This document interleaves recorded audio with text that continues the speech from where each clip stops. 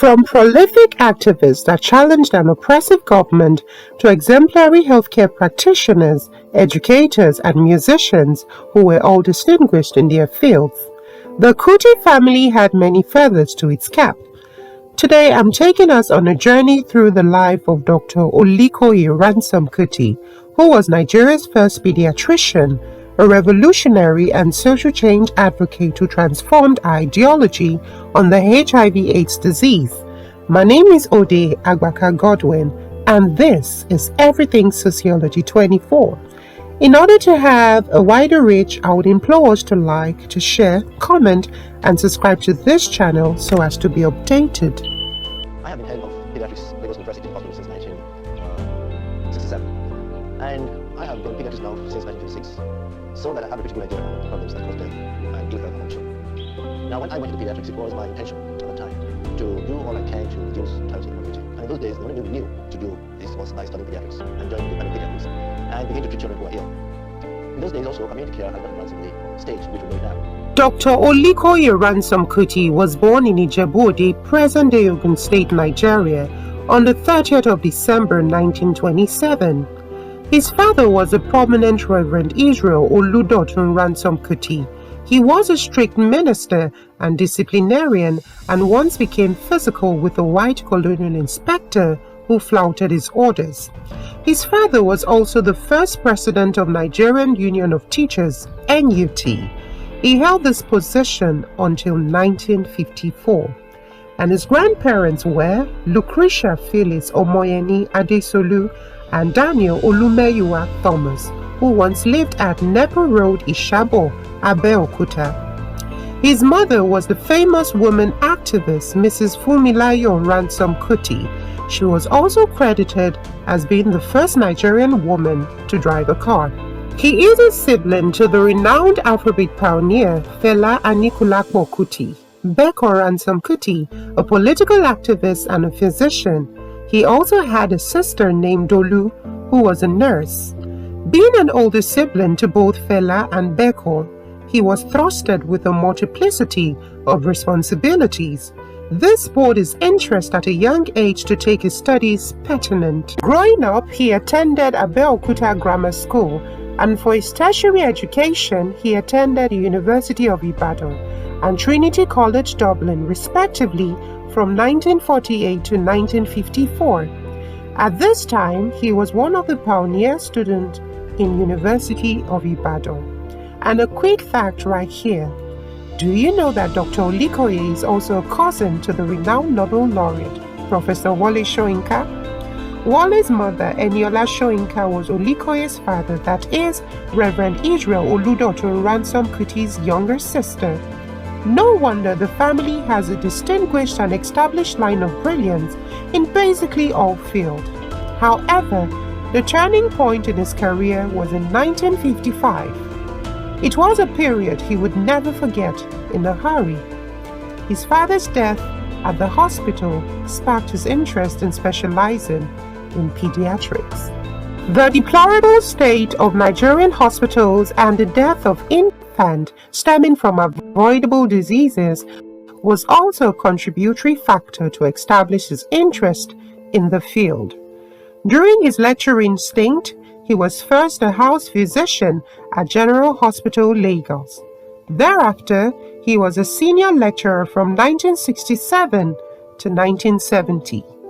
Olikoye was the first Nigerian professor of pediatrics. His other appointments include being the director of child health at the College of Medicine, University of Lagos. Thereafter, he became the head of Department of Pediatrics from 1968 to 1976. He held the position of Professor of Pediatrics at the College of Medicine, University of Lagos until he retired in 1988. Prior to this time, he also attended Hammersmith Hospital's postgraduate medical school between 1960 to 1962. He also worked as senior house officer at the Hospital for Sick Children, Great Ormond Street Hospital, London, and as a locum in Hammersmith Hospital in the 1960s. The late 1970s was a dark time in his life. The news of his mother's death in 1978 deeply left a void in him. Fumilayo Ransom Kuti was allegedly thrown down from the topmost floor of Kalakuta Republic when the house was raided by 1,000 Nigerian soldiers. You see, in the late 1980s, Nigerians had a myopic mindset of AIDS and it being a propaganda by the whites to depopulate Africa, and blacks were immune to it. This was when he seized this opportunity to educate Nigerians. In 1986, he made it public knowledge that HIV/AIDS was discovered in a 14-year-old teenage girl who was first diagnosed of the disease. He burst into the limelight in 1985. During the Babangida regime in the 1980s, he was appointed the Minister of Health. He first met Babangida at the Nigerian Institute of Policy and Strategic Studies. IBB at this point was undergoing a course, and his keynote lecture had a positive impression on IBB. During his time as Minister of Health, he introduced comprehensive national health policy, and a solid emphasis was placed on vaccination and child health care.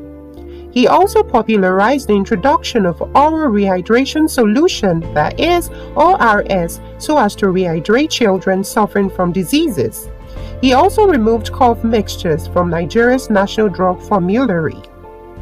He held the position of Health Minister until 1992, when he was appointed Deputy Director General of World Health Organization, WHO.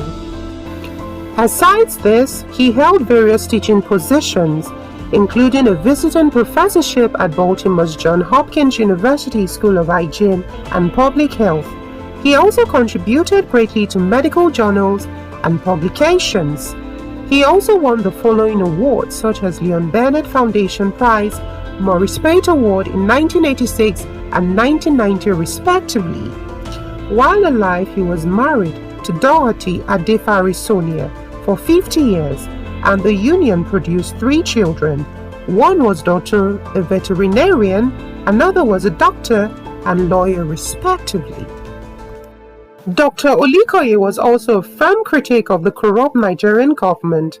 In 2001, during a WHO conference, he revealed to the public that only $12 out of every $100 as contributed by donors eventually get to HIV patients in most African countries.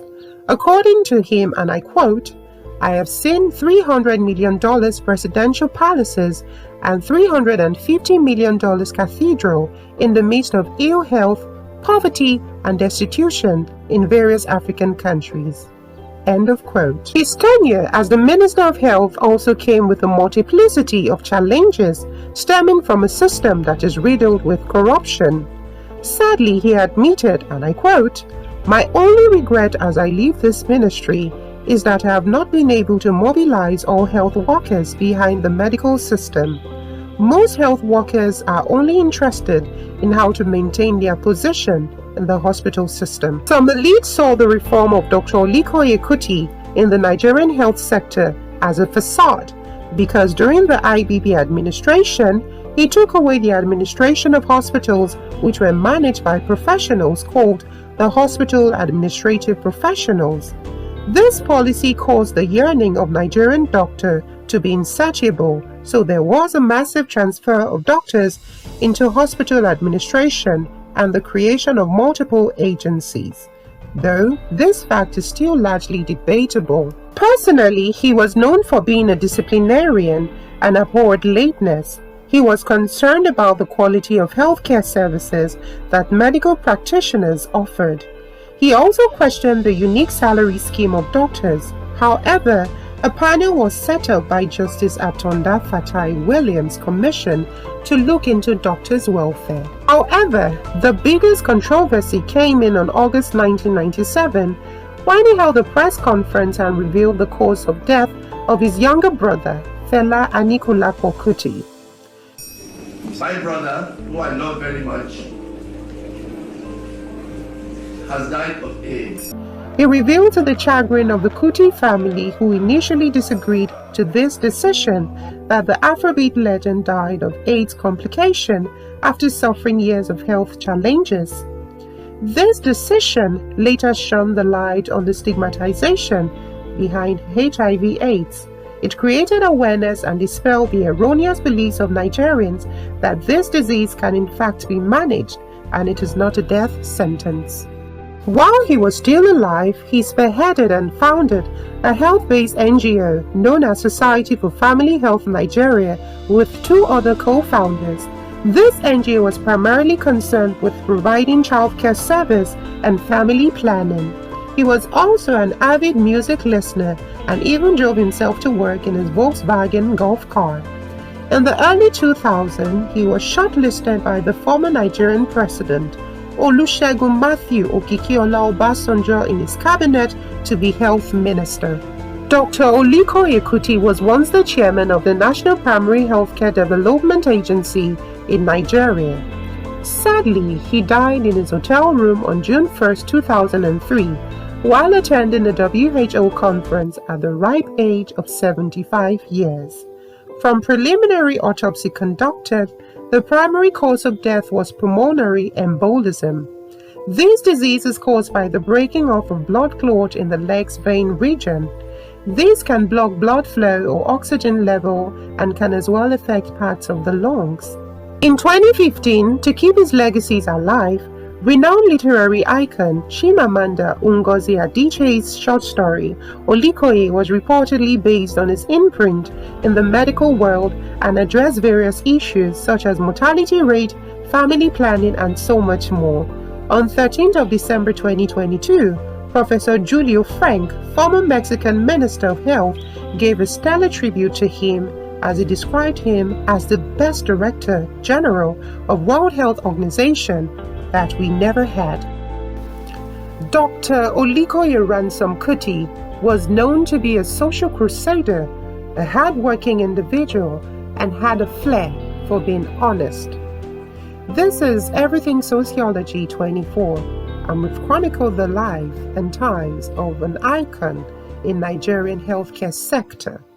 My name is Odi Agbaka Godwin, and to support this channel, please kindly like, share, and subscribe.